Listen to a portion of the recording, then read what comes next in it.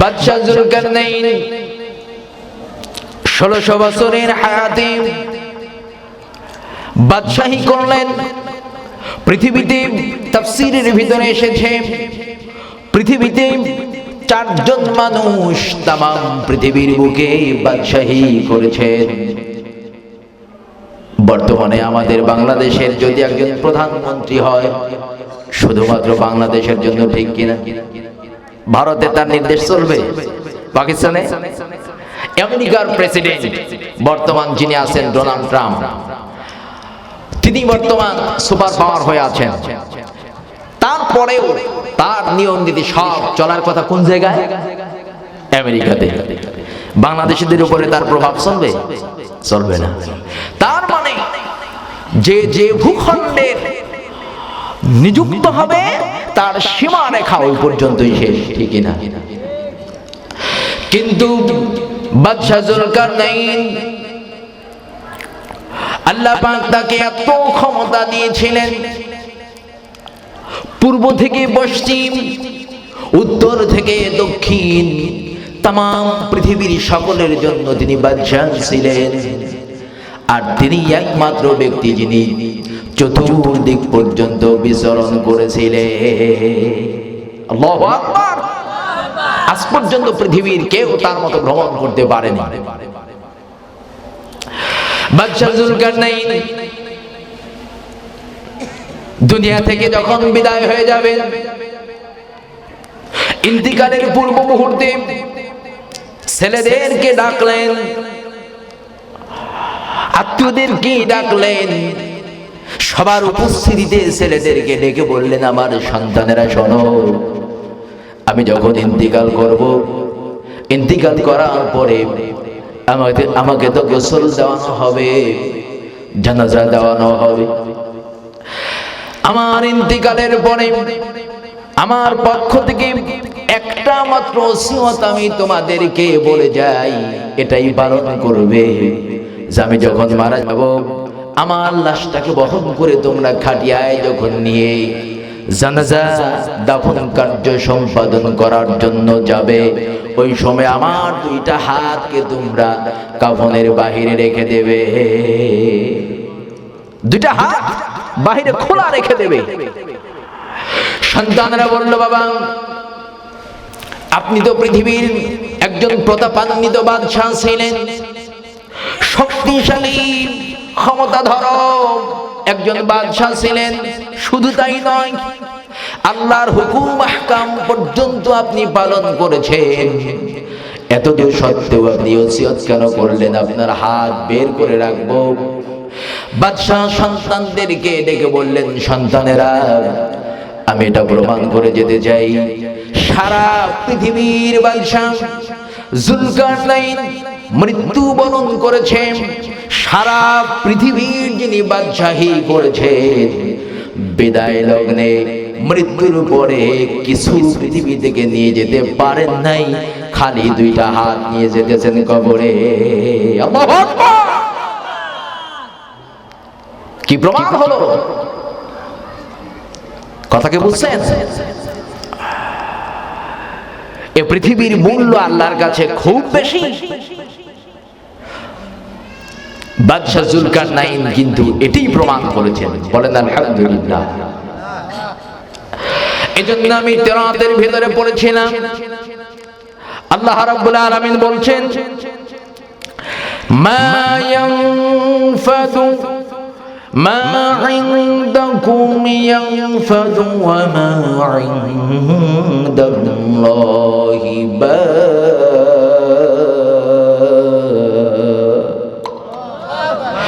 আল্লাহ রাব্বুল আলামিন বলেন, মা ইনদাকুম তোমাদের কাছে যা আছে।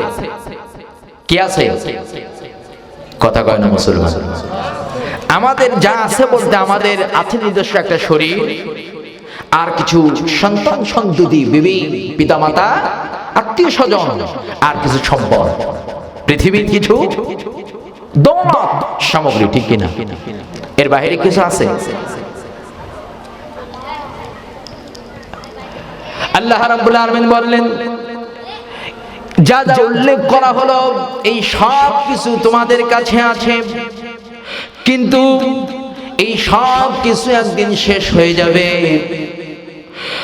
আর তোমাদের মালিক মহান রব্বুল আলামিন যিনি আছেন তার কাছে যা আছে ওয়া মা ইনদাল্লাহি বাক, কিন্তু আল্লাহর কাছে যা আছে তা কখনো শেষ হবে না। আল্লাহু আকবার। আল্লাহ রাব্বুল আলামিন বললেন, এই জন্য পৃথিবীতে এসে যদি অত্যধিক লোভ না করো, পৃথিবীতে এসে যদি ধৈর্য ধারণ করতে পারো, আর আমি রব্বুল আলামিন যে আদেশগুলি দান করেছি এগুলি যদি মেনে চলতে পারো, তাহলে কি হবে শুনে রাখো, ওয়ালানাজিয়ান্নাল্লাযীনা সাবারু আজরাহুম বিআহসান, আমি রব্বে কারীম তোমাদেরকে আমার পক্ষ থেকে উত্তম পুরস্কার দান করে দেব। আল্লাহর উত্তম পুরস্কারের নাম কি? জান্নাত। নাম কি? জান্নাত। মালি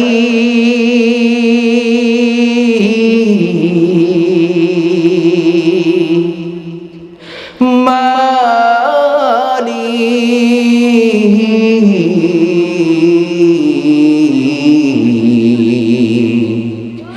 একটি ঘর বানিয়ে দিও, একটি ঘর বানিয়ে দিও।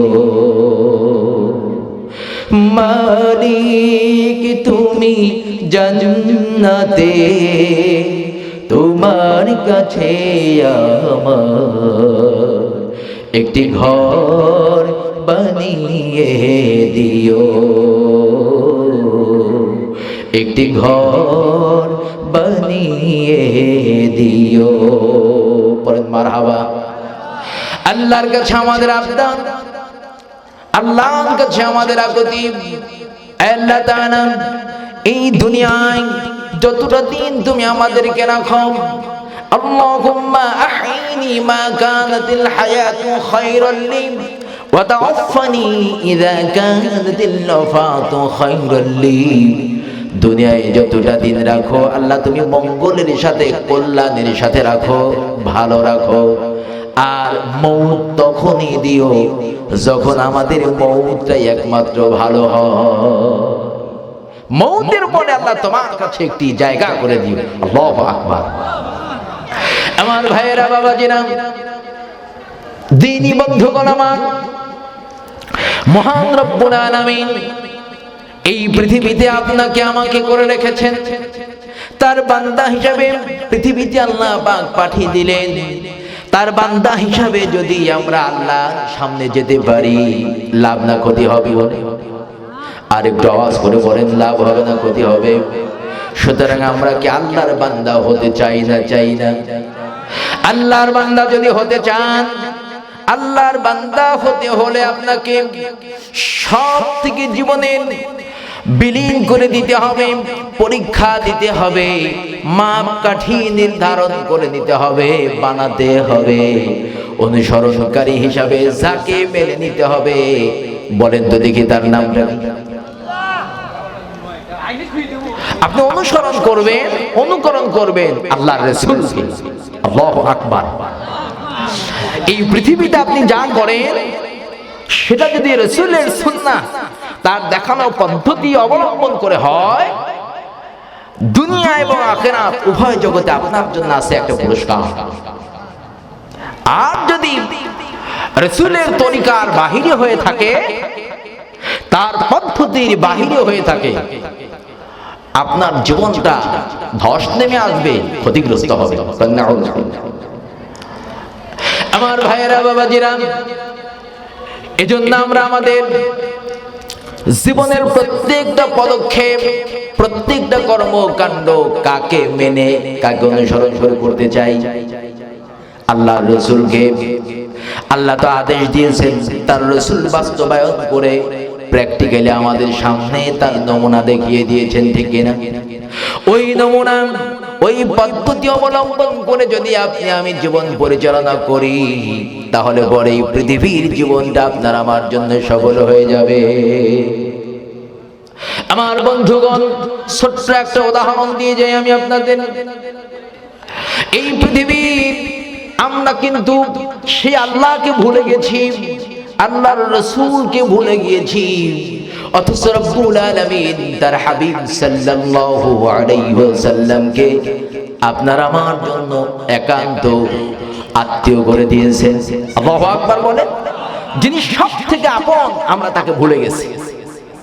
তাফসীরের ভিতরে এসেছে, তাফসীরের ভিতরে এসেছে এই পৃথিবীর মানুষগুলি যখন পরপারে চলে যাবে, আখিরাতের জীবনে চলে যাবে, আল্লাহ রাব্বুল আলামিন যখন হাসরের দিনে মানুষগুলির বিচার কার্য শুরু করবে, ওই সময় আপনি যে আমাদের শরীরগুলিকে আমরা খাইয়ে দাইয়ে ভালো ফল, গোশত, ভালো তাজা মাছ, ভালো ভালো খাবার খেয়ে দে মোটা তাজা করি, ঠিক কিনা বলেন? এই শরীরটা আমাদের শত্রু হয়ে যাবে। কি হবে বাদান বলেন তো? শত্রু হয়ে যাবে। আমি কি কোনো রাজনৈতিক কথা বলছি? আমি একান্ত ইচ্ছা নিয়েছি, আমার খালু শ্বশুর এখানে আছে আলহামদুলিল্লাহ, তো আমি একান্ত ইচ্ছা করেছি আমরা সবাই মিলে যেন একটু আল্লাহর হুকুম হাকাম পালনের প্রতি অনুরাগী হতে পারি, রুজু হতে পারি। বলেন আল্লাহুম্মা আমিন। আল্লাহ তৌফিক দিন, বলেন আমিন। আমার ভাইয়েরা, বাবাদের একটু খেয়াল করেন, বিবেক দিয়ে একটু খেয়াল করেন। আপনার আমার শরীরগুলি কিন্তু আপনার আমার জন্য শত্রু হয়ে যাবে। কি হবে? শত্রু হবে। তাফসীরের ভিতরে এসেছে এই যে বডি, দেহ, এই বডির ভেতরে আছে একটা আত্মা। কি আছে? আত্মা। এই আত্মাটা যখন বডির ভেতরে থাকে, মানুষটা জীবিত থাকে। আত্মা যখন থাকে না, মানুষটা কি হয়? কথা কয় না। আমার কথা আপনারা বুঝতেছেন না? মৃত হয়ে যায়। তাহলে হাদিসে তাফসীরের ভিতরে এসেছে যে এই বডি, সর্বপ্রথম মানুষের এই বডি আর বডির ভেতরে রাখা ওই আত্মা একে অপরের শত্রু হবে। নাউজুবিল্লাহ বলে। আপনি কারে খাইয়ে দেই মোটা তাজা করতেছেন, একটু ভাবেন তো। তাফসীরের বর্ণনা এসেছে আপনার আমার কৃতকর্মে যেই খারাপ অংশ রয়ে গেছে, এই খারাপ অংশের জন্য মহান রব্বুল আলামিন যখন জিজ্ঞেস করবেন, গোলাম এমনটা কেন করেছো, এই হাত পা গুলি ডাক দিয়ে বলবে, মাবুদ আমি হাত দিয়ে করেছি যা আমার হাতের কোনো দোষ নাই, পা দিয়ে করেছি যা পায়ের কোনো দোষ নাই, চোখ দিয়ে দেখেছি যা চোখের কোনো দোষ নাই, কান দিয়ে শুনেছি যা কানের কোনো দোষ নাই, হৃদয় দিয়ে ভেবেছি যা হৃদয়ের কোনো দোষ নাই, আমার এক কথায় কোনো দোষ নাই, দোষ হলো সবটা আমার আত্মা। কয় কিভাবে? কয় রব্বে কারীম আপনি তো সব জানেন, একটু স্মৃতিচারণ করি। আপনি বলুন দেখি, হযরত আদম, হাদিসের ভিতরে এসেছে আদম আলাইহিস সালাম তার দেহখানা নিথর নিস্তব্ধ পড়ে আছে, তার ভিতরে কোনো শক্তি নাই, কোনো ক্ষমতা নাই, কোনো অ্যাক্টিভিটিস নাই, কোনো কার্যক্রম পদক্ষেপ তার নাই। কিন্তু যখনই তার ভিতরে আত্মা ঢুকে গেল, সঙ্গে সঙ্গে আদম আলাইহিস সালামের হাত পাগুলি সচল হয়ে গেল, শরীরগুলি রব্বে কারীম আল্লাহকে ডেকে বলছেন, মাবুদ আপনি বলেন তো দেখি, ওই আত্মা যদি না আসতো, আপনি যদি দেহের ভিতরে আত্মা না দিতেন, বলেন তো দেখি আমার শরীর কোনো কাজ করতে পারতো নাকি? অমুকের বাড়িতে চুরি করতে পারতো নাকি? অমুকের বিবির দিকে তাকাতে পারতো নাকি? অমুককে মুখ দিয়ে গালিগালাজ করতে পারতো নাকি? আমার এই শরীর কিন্তু ওই আত্মা ছাড়া কিছুই করতে পারতো না। কি জবাব দিবারে মুসলিম, কি জবাব দিবারে মুসলিম হাসরের ময়দান তোমরা ভুলে যে গেছো কোরআন হাদিসের বিধান ঠিক কি না একটু বলতে পারবেন খারাপ লাগতেছে কি জবাব দিবারে মুসলিম কি জবাব দিবারে মুসলিম হাসরের ময়দান তোমরা ভুলে যে গেছো কোরআন হাদিসের বিধান তোমরা ভুলে যে গেছো কোরআন হাদিসের বিধান নভেল নাটক দেখলা তুমি জীবনে কতই বারে বার নবীর হাদিস খোদার বিধান জীবনে ধরলে না একবার কোরআন হাদিস না পড়িয়া কোরআন হাদিস না শুনিয়া শুনছো বাদ্যগান তোমরা ভুলে যে গেছো কোরআন হাদিসের বিধান তোমরা ভুলে যে গেছো কোরআন হাদিসের বিধান বলেন মারহাবা ভবের মায়ায় পড়ে তুমি লোভে গেলা পড়িয়া হালাল ফেলে হারামটাকে খাইলা জীবন ভরিয়া একবারও ভাবলে না তুমি একবারও ভাবলে না তুমি সেই হাসর মিজান তোমরা ভুলে যে গেছো কোরআন হাদিসের বিধান তোমরা ভুলে যে গেছো কোরআন হাদিসের বিধান কি জবাব দিবারে মুসলিম কি জবাব দিবারে মুসলিম হাসরের ময়দান তোমরা ভুলে যে গেছো কোরআন হাদিসের বিধান তোমরা ভুলে যে গেছো কোরআন হাদিসের বিধান বলেন মারহাবা আমার বন্ধুরা ভাইরা আমার বাবাজিরা আমার শরীর কিন্তু তার সব কাজের অস্বীকৃতি জ্ঞাপন করবে দোষ দিবে কার আত্মা কার এবার আত্মা ডেকে বলবে রব্বে কারীম বডি যা বলেছে হাত পা শরীর অঙ্গ প্রত্যঙ্গগুলি যা বলেছে সবটা মিথ্যা বলেছে জোর করেছে আমার উপরে জুলুম করেছে আমার উপরে কেন কয়তার কারণ হলো একটু খেয়াল করো রব্বে কারীম তোমার এই বান্দা যা বলেছে মিথ্যা বলেছে তার কারণটা হলো তার প্রমাণটা হলো আমি আত্মার কোনো দোষ নাই আমি তো কিছুই করি নাই ওরা হাত পা দিয়ে শরীর দিয়ে অঙ্গ প্রত্যঙ্গ দিয়ে যদি ওই কাজগুলি আদায় না করতো আমি আত্মার কি ক্ষমতা ছিল যে আমি ওদেরকে টেনে নিয়ে কাজ করাতাম একে অপরের শত্রু হয়ে যাবে কি হয়ে যাবে শত্রু হয়ে যাবে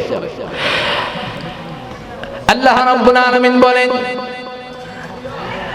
الأكلاء يومئذ بعضهم لبعض عدو إلا المتقون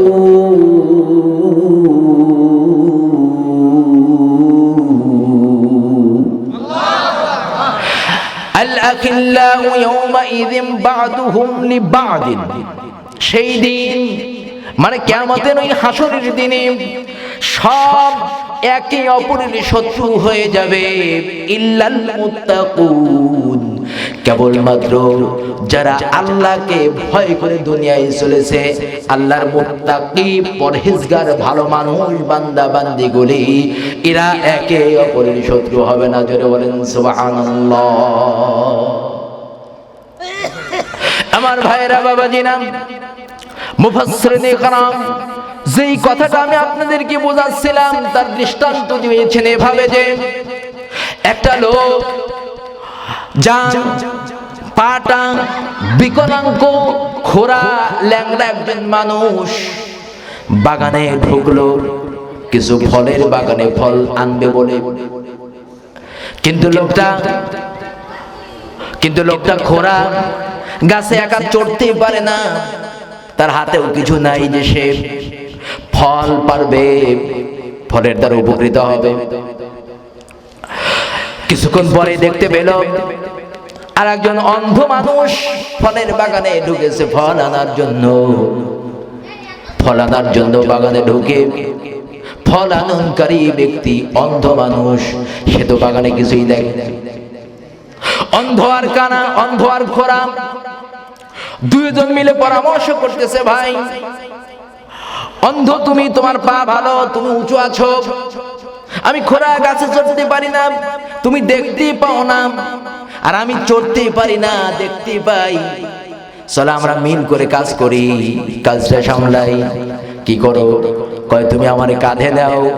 অন্ধ ভাই তুমি আমারে কাঁধে নাও, তাহলে আরেকটু উঁচু হয়ে গেলাম, দেখো আঙ্গুরের ছড়িগুলি ঝুলতেছে খুব দূরে, না পারতে পারো। সুবহানাল্লাহ বলেন না? কথায় যুক্তি আছে না? দুইজন মিলে এই বাগান থেকে ফল তারা আহরণ করলো, ফল পারলো। কিন্তু বাগানের যিনি মালিক ছিলেন তার কোনো অনুমতি নাই। হঠাৎ করে বাগানের মালিক আবার পরক্ষণে সেখানে ঢুকলো। বাগানের মালিক ঢুকে দেখে অন্ধ ব্যক্তি খোঁড়ারে কাঁধে নিয়েছে, দুইজনে মিলে একটু উঁচু হয়েছে, আমার বাগানের ফলগুলি সব সাবার করতেছে। চোর হিসাবে দুইটাকে ধরছে, চোর হিসাবে দুইটারেই ধরছে। দুইটারে ধরার পর এই দুইজন যুক্তি পরামর্শ করে আমার বাগানের ফল চুরি করতেছে। কয় যে মালিক আসলে আমরা চোর না, ওই যত দোষ সবটা হচ্ছে এই অন্ধ লোকে। খোরা বলতেছে, খোরা তাক দিয়ে বলতেছে মালিক আমার কোনো দোষ নাই। ওই আমারে বললো যে ভাই আমি তো ফল পাড়তে এসেছি, কিন্তু ফল তো পাড়তে পারি না, তোমার কাঁধে যদি একটু উঠি উঁচু হই তাই তো ফল পড়তে পারি। তাই জন্য আমরা দুইজন মিলে পরামর্শ করে নিয়েছি, আসলে দোষটা আমার না, সব দোষ। ও যদি প্রস্তাব না দিত আমি পারতাম না। ঠিক কিনা? কথা যুক্তি আছে না নাই? আচ্ছা আপনারা বলেন তো দেখি, বাগানের মালিক কি এই দুইজনের কাউকে ছাড় দেবে? কারণ দুইজনকে একসাথে কাজ করতে দেখেছি, চাক্ষুষ প্রমাণ। ঠিক কিনা? আমার ভাইরা বাবা জেনে একটু খেয়াল করেন, আপনার আমার বডি আর বডির ভিতরে রয়েছে যে অন্তর, একে অপরের বন্ধু এখন পর্যন্ত আছে, একসাথে আছে। যখনই রাত থেকে ডেসপারেট হয়ে যাবে, সঙ্গে সঙ্গে একে অপরের শত্রু হয়ে যাবে। চোর ওই যে অন্ধ আর খোরা যেমন ধরা না পড়লে বন্ধু, ধরা পড়ার সাথে সাথে শত্রু। মৃত্যুর পরে আপনার আত্মার আপনার দেহ উভয়টা একে অপরের শত্রু।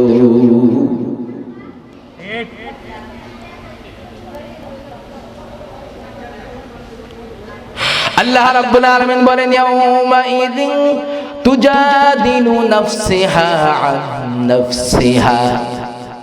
আমি রব্বুল আলামিন ঘোষণা দিয়ে দিলাম সেদিন একে অপরের প্রত্যেকেই একে অপরের শত্রু হয়ে যাবে আর পরস্পর ঝগড়া করবে। আমার কোনো দোষ নাই, সব দোষ তোমার। আরেকজন বলবে না আমার কোনো দোষ নাই, সব দোষ তোমার। বোঝা যায় পৃথিবীতে কেউ কার আপন কথা কয় না মুসলমান। আপন কে? আসুন কোরআনে কারিমে আল্লাহ রাব্বুল আলামিন বলেন আপন কে। আল্লাহ রাব্বুল আলামিন বলেন আন-নাবিয়্যু আওলা বিল মুমিনিনা মিন আনফুসিহিম ওয়া আযওয়াজুহু উম্মাহাতুহুম। আওয়াজ করে একবার বলুন না আল্লাহু আকবার। আল্লাহ রাব্বুল আলামিন বলেন ও দুনিয়ার মানুষেরা শুনে রাখো, এই পৃথিবীতে তোমার হাত তোমার আপন নয়, তোমার পা তোমার আপন নয়, চক্ষু অন্তর কান তোমার আপন নয়, তোমার আত্মা তোমার আপন নয়। তোমার জন্য একান্ত আপন করে আমি যাকে পাঠিয়ে দিলাম তিনি হলেন আমার বন্ধু মুহাম্মাদুর রাসূলুল্লাহ সাল্লাল্লাহু আলাইহি ওয়াসাল্লাম। যাদের যে সুন্দর আমার প্যারা রাসূল, তার রূপেতে ধন্য হলো তামাম নিখিল কুল, তার রূপেতে ধন্য হলো তামাম নিখিল কুল। যেন আল্লাহ নিজের হাতে বানিয়েছেন তারে, তাই তো তিনি দরুদ পড়েন তাহার উপরে। যেন আল্লাহ নিজের হাতে বানিয়েছেন তারে, তাই তো তিনি দরুদ পড়েন তাহার উপরে। হুরমালার ইনসানীরা তাহার প্রেমে মাতোয়ারা, হুরমালার ইনসানীরা তাহার প্রেমে মাতোয়ারা, তাই তো আমি তাহার প্রেমে হয়েছি ব্যাকুল। চাঁদের যে সুন্দর আমার প্যারা রাসূল, তার রূপেতে ধন্য হলো তামাম নিখিল কুল, তার রূপেতে ধন্য হলো তামাম নিখিল কুল। বলেন মারহাবা। একটু মহব্বতের সঙ্গে আওয়াজ দিয়ে সমস্যা নেই, সবাই মিলে জিকির করি লা ইলাহা।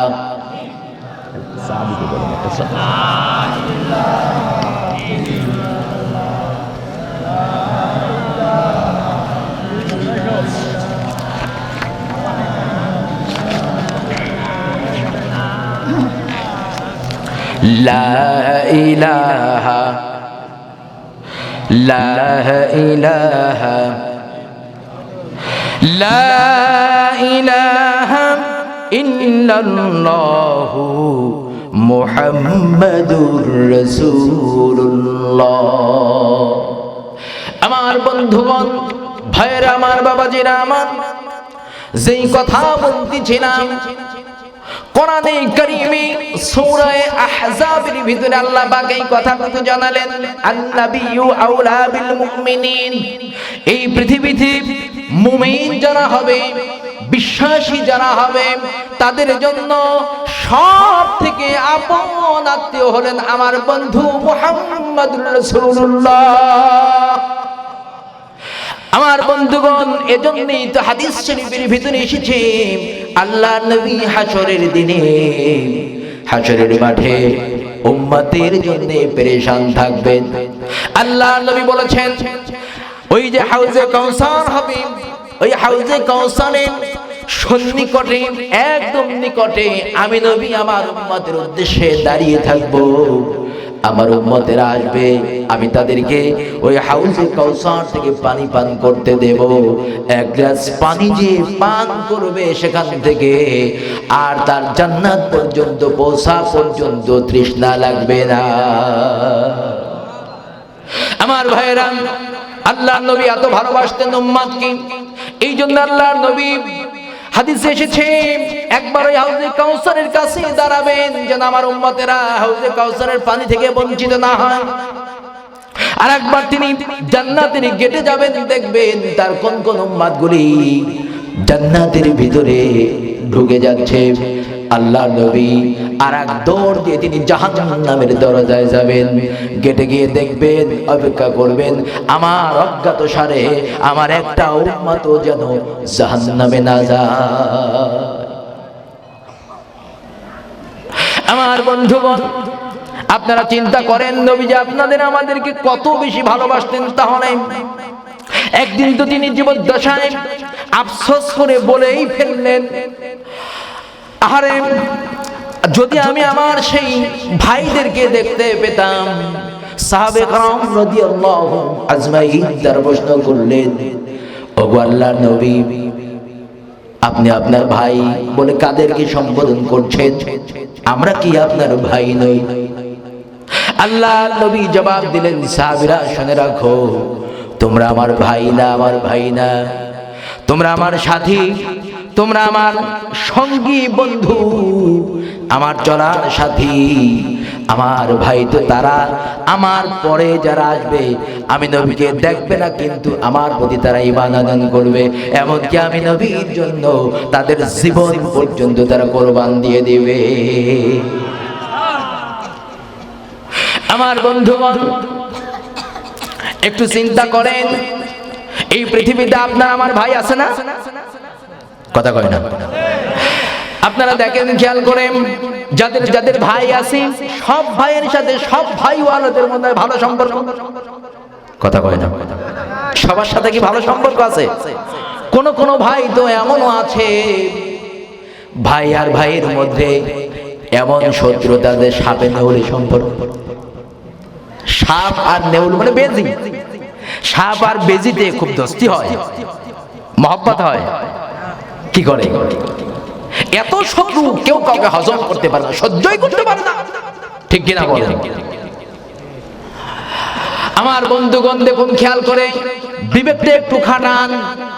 একই মায়ের উদরে দুইজন ভাইয়ের জন্ম হয়েছে। দুজন ভাইয়ের জন্ম হওয়ার পর আপনারা বলেন তো দেখি, পিতা মাতার পরে এই পৃথিবীতে এই দুই ভাইয়ের জন্য যদি মানুষ হিসেবে সব থেকে কাছের কেউ থাকে, কে আছে? কথা কয় না? বোঝেন নাই কথা? পৃথিবীতে ভাইয়ের জন্য সব থেকে কাছের কে? ভাই। কথা কয় না? ভাইয়ের জন্য ভাই। আল্লাহ রাব্বুল আলামিনের জন্য ভাইয়ের কথাই স্মরণ করাইলেন। আল্লাহ রাব্বুল আলামিন বলেন, ইয়াউমা ইয়াফিরুল মারউ মিন আখিহি, মানুষ ওই হাসরের দিনে ভয়ে দিকবিদিক হয়ে দিশেহারা হয়ে পলায়ন করবে। পলায়ন করার সময়ে সর্বপ্রথম ভাই যার কাছে যাবে, ইয়াউমা ইয়াফিরুল মারউ মিন আখি, আল্লাহর ভাষায় সর্বপ্রথম হলো ভাই। কার কাছে যাবে? সর্বপ্রথম ভাইয়ের কাছে যাবে। এরপরে ওয়া উম্মিহি, মায়ের কাছে যাবে, ওয়া আবিহি, পিতার কাছে যাবে, ওয়া সাহিবাতিহি, বিবির কাছে যাবে, ও বানি, এরপরে সন্তান সন্ততির কথা আল্লাহ বললেন। অথচ আপনি খেয়াল করে দেখেন, পৃথিবীতে আপনার ছোট্ট একটা সন্তান, ওই সন্তানের মুখ না দেখলে, 5 দিন ঢাকায় ছিলেন, বাড়িতে এসেছেন, সন্তানকে কোলে না নিলে ভালো লাগে না। কথা কয় না? বাড়িতে যদি বিবি না থাকে আপনার ভালো লাগে না। কথা কয় না কেন? আপনি যদি পিতামাতার নেক সন্তান যারা আছেন, পিতামাতার দিকে দৃষ্টিতে তাকালে একটা কবুল হজের সওয়াব পাওয়া যায়। আল্লাহর নবী বলেছেন, সেই মায়ের প্রতি অনেকই ভক্ত আছেন, ওই মা বাবাকে না দেখলে তার ভালো লাগে না। কিন্তু এবার একটু বিবেক লাগিয়ে বলুন তো দেখি, একান্ত আপন হওয়ার পরে অনেক সময় দেখা যায় পিতা পুত্র দ্বন্দ্ব আছে। পিতা পুত্র দ্বন্দ্ব যেমন আছে, সন্তান পুত্র মাতা দ্বন্দ্ব আছে না নাই? স্বামী স্ত্রীতে পর্যন্ত দ্বন্দ্ব আছে না নাই? আমার বন্ধুগণ, ভাইয়েরা আমার, ভাইয়ে ভাইয়ে দ্বন্দ্ব শত্রুতা আছে। কিন্তু আল্লাহর নবী আজকের থেকে 1000 বছর পূর্বে আপনার থেকে বিদায় নিয়ে তিনি তার রওজায়ে আতহারে শায়িত আছেন। আল্লাহর নবী ওই জীবনটাকে ঘোষণা দিয়ে গেছেন, আপনি তার ভাই। আল্লাহু আকবার! আরো আওয়াজ করে বলুন আল্লাহু আকবার! আমার বন্ধুগণ, এজন্য বলতেছিলাম, আপন কে বলে? আপন হলো ভাই, আর সেই ভাই আপনাকে করে গেছেন আল্লাহর নবী। এবার মিলান তো দেখি, দরদ তার প্রতি আমাদের বেশি হওয়া লাগবে নাকি কম হওয়া লাগবে? কথা কি বোঝা গেছে? আমার ভাইয়েরা, বাবাজিরা, ওই আল্লাহর নবী আপনার আমার জন্য কতটা আপন হবে একটা ছোট্ট উদাহরণ দেব নাকি? হযরত ওমর রাদিয়াল্লাহু তাআলা আনহু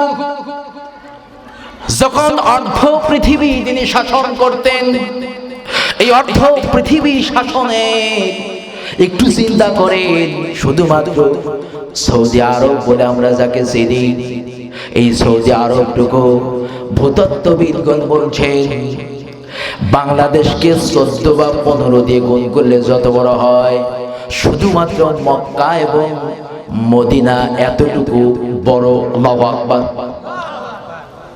শুধু এই মক্কা এবং মদিনা না, এই পৃথিবীর অর্ধ পৃথিবীর খলিফা ছিলেন আমিরুল মুমিনিন হযরত ওমর রাদিয়াল্লাহু তাআলা আনহু। আল্লাহু আকবার। হযরত ওমর রাদিয়াল্লাহু তাআলা আনহু যখন অর্ধ পৃথিবীর খলিফা, সেই সময়ে তার পুত্র আব্দুল্লাহ রাদিয়াল্লাহু তাআলা আনহু, তিনি জলিলুল কদর একজন সাহাবী ছিলেন, অনেক বড় মাপের একজন মানুষ ছিলেন, যার বর্ণিত অসংখ্য হাদিসের রওয়ায়াত রয়ে গেছে। আল্লাহু আকবার। বিপরীতে বিশ্বনবী মুহাম্মদুর রাসূলুল্লাহ সাল্লাল্লাহু আলাইহি ওয়াসাল্লামের নাতি দৌহিত্র ইমাম হুসাইন রাদিয়াল্লাহু তাআলা আনহু। আল্লাহু আকবার বলেন। এই দুইজন ওমরের ছেলে, নবীর নাতি, দুইজন একদিন কোনো একটা কারণ নিয়ে কথা কাটাকাটি হয়েছে। আর এই কথা কাটাকাটির ভিতর দিয়ে, ঝগড়াঝাটির ভিতর দিয়ে হযরত ওমরের পুত্রকে, বিশ্বনবীর নাতি ইমাম হুসাইন, তাকে গোলামের বাচ্চা বলে ডাক দিয়েছে। রাগ হয়ে গেছে। বাড়িতে গিয়ে আব্বাকে ডেকে বলে, আব্বা, আলীর পুত্র হুসাইন আমি আব্দুল্লাহকে গোলামের বাচ্চা, গোলাম বলে গালি দিয়েছি, তিরস্কার করেছে। বাবা, তুমি তো বাদশাহ, তোমার সন্তান হিসাবে আমার মনে বড় কষ্ট লেগেছে। আমি যেহেতু বাদশাহ, বিচার তো করতে পারবো না, কিন্তু বাদশার ছেলে তো, তাই জন্য তোমার কাছে বিচার দিলাম। আব্বা, হুসাইন, আমি আব্দুল্লাহর মাঝে বিবাদ মান, এই বিচারটাকে তুমি একটু সম্পাদন করে দাও।